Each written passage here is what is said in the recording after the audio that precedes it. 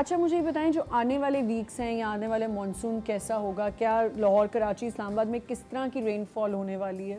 देखिए, लाहौर, इस्लामाबाद, यहाँ पर तो आने वाले सीज़न में जो है वो इस तरीके के मज़ीद एक्सट्रीम इवेंट्स होंगे। ठीक है। क्योंकि हमने पंजाब को बताया कि अब नॉर्मल बारिशें हैं। मॉनसून सीज़न बेसिकली अभी इसका पहला फेज़ है। ठीक है। ये हमारे यहाँ 15 जुलाई से लेके तकरीबन 15 सितंबर तक चलता है।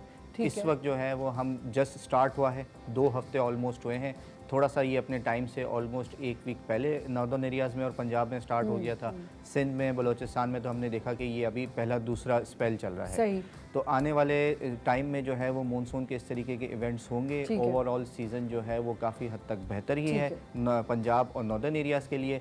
सिंध और बलोचिस्तान के लिए भी जो है वो बारिशों के इस तरीके के इवेंट्स होंगे। कराची में भी सीज़न जस्ट शुरू हुआ है, रेन होगी। अभी भी आपको पता है कि एक सिस्टम ऑन गोइंग है। आगे आने वाले तकरीबन 5 से 7 दिन तक ऑन एंड ऑफ इस तरीके के जो है वो ये सिस्टम चलेगा।